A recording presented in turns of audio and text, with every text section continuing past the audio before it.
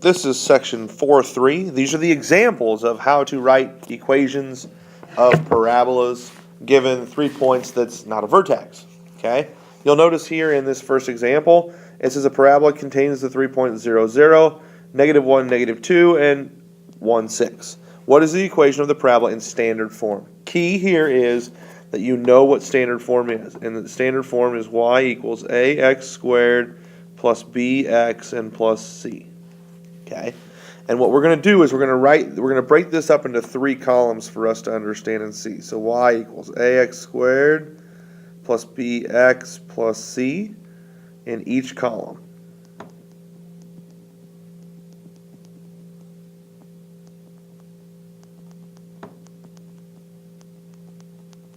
Okay, we write that in each column.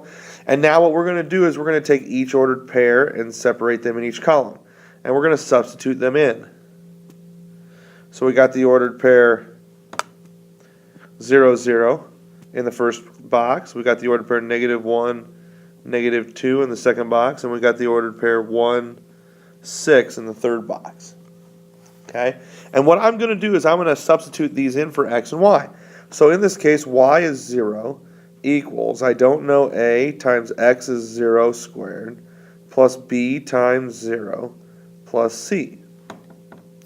0 squared is 0, so a times 0 plus b times 0 plus c. And anything here times 0 is 0, so these guys are going to go away. And you'll notice that c is 0. So we've already found one letter of our 3 that we need to find. Okay? So I'm also going to substitute these other ordered pairs in. So -2 goes in for y equals a times -1 squared plus b times -1. And c is right here is 0. I'm going to plug that in plus 0. So I'm going to simplify this up a little bit. -1 squared is 1, so -2 equals a, or 1a.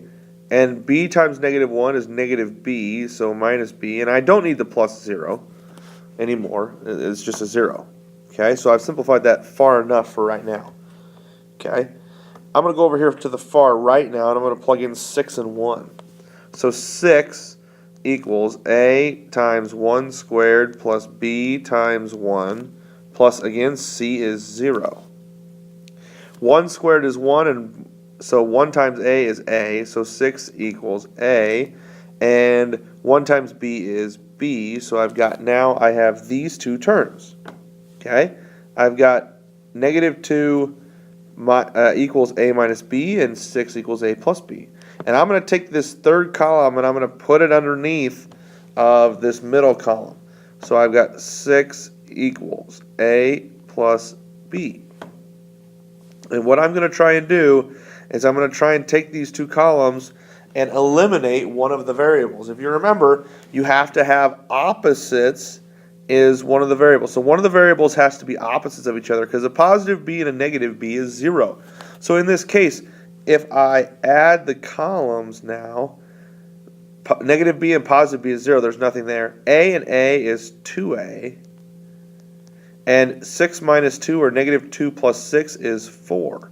And you'll notice now the variable b is gone. And I can solve for a. If I divide by 2, a is 2. And I have now found the second of our 3 variables.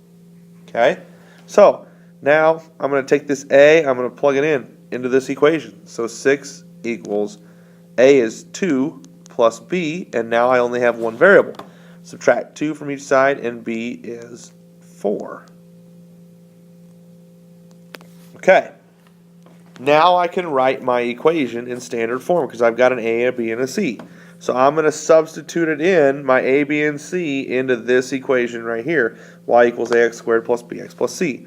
So y equals a is 2x squared plus b is 4x, and c is 0. And I really don't even need the 0 back there. So y equals 2x squared plus 4x. This is the equation of the parabola that goes through these 3 points.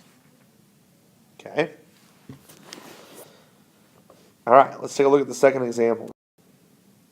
Okay, in the second example, we have a story problem equation. It says a player throws a basketball toward the hoop. The basketball follows a parabolic path through the points shown. If the center of the hoop is at 12:10, will the ball pass through the hoop? You can think of the units as feet. Okay, so again, this time we don't have a parabolic path, so to say, but we've got at least 3 points. Okay, one of the suggestions that I will always put out is that if you have the y-intercept, you always want to use the y-intercept.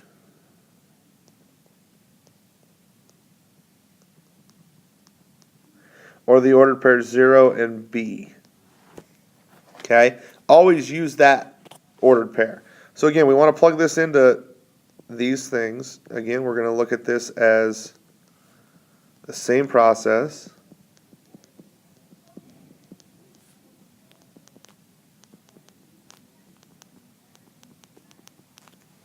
Okay, and I'm going to plug in I'm going to pick 3 ordered pairs. Well, obviously my first ordered pair is going to be the ordered pair 0, 7. That's the y-intercept.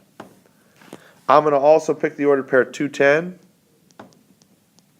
And I'm going to pick the ordered pair 412. It doesn't matter what 3 ordered pairs you pick. But yes, you do always want to have the intercept, and you'll see why here in a second. When I plug these in, 7 goes in for y equals a times 0 squared plus b times 0 plus c. And again, 0 squared and 0, all these guys are going to go away. So c equals 7. That's why we always want to use the y-intercept, because it's always an easy way to find c. Okay, so I'm going to plug in over here. 10 equals a times 2 squared plus b times 2, and c is 7. So I've eliminated c. 2 squared is 4, so 10 equals 4a plus 2b plus 7. And again, I want to move this 7. So if I subtract 7, I get 3 equals 4a plus 2b. Okay, over here on the right side, I'm going to put in 12. A times 4 squared plus b times 4, and c again is 7. So 4 squared is 16, so I've got 12 equals 16a plus 4b plus 7. I've got to move the 7 over, so this is 5. If I subtract 7 from each side, equals 16a plus 4b. Okay, now I want to take and put these 2 columns one on top of the other. So this is 5 equals 16a plus 4b. And you'll notice now that as you look at these columns, are these guys exact opposites of each other? No, they're not. So I'm going to have to multiply either the top or the bottom to get them to work that way. Let's take a look. Let's try and eliminate our b's, because I know 2 and 4 are pretty easy to figure out. So if I take this top equation and I multiply everything by -2, that's going to make this b term here -4, which is going to end up canceling these guys out. So now I'm going to write this below here, and I'm going to distribute the -2 here, here, and here. It's got to go to everything. So -2 is -6 equals -8a and minus 4b. And now I can add my columns. 5 and -6 is -1. 16 minus 8 is 8a. And my b's cancel out because they're 0. Okay? So now if I divide by 8, I get a to equal -1/8. Now, we don't want to end up putting -1/8 in, so let's make this a decimal. -0.125. So I know now I have A and I have C. Got to put it up in. Okay, I got to put it up into this equation. So 5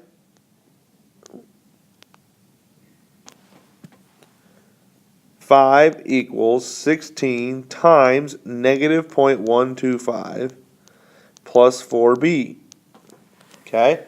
You'll notice, again, not all these numbers are going to be nice and neat for you. So 16 times -1.25, or sorry, -0.125 is -2 plus 4b. If I add 2, I get 7 equals 4b. Divide by 4, And if I convert that into a decimal, b is 1.75. Okay, so I've got all of a, b, and c. So I'm going to write my equation here. Y equals a is negative 0.125 x squared plus b is 1.75 x and c is plus 7. Now on the story problems you're not done because it's going to ask you a question. It asks you right here, as you notice, it says if the center of the hoop is at the ordered pair 12-10. So this would be at the ordered pair 12-10 if it's true. Okay? Will the ball pass through the hoop? So we got to know if the ball is going to continue in its path and go through the hoop or maybe hit off the rim, whatever. How do I know that? Well, I'm going to take this ordered pair 12-10 and I'm going to plug it in. And if I plug in the ordered pair 12-10, it should work. It should come out true. So 10 equals negative 0.125 times 12 squared plus 1.75 times 12 plus 7. 12 squared is 144.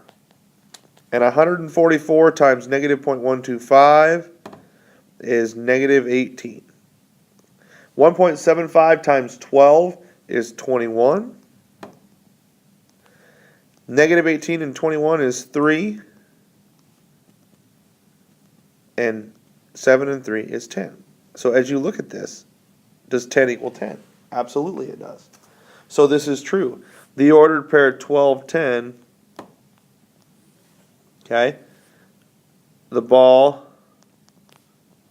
will pass through the hoop.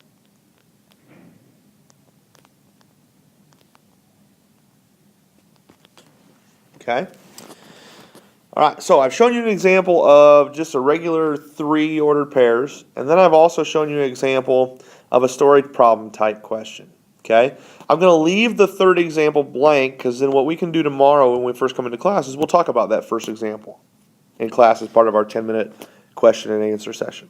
Okay? This concludes section 4.3, modeling with quadratics.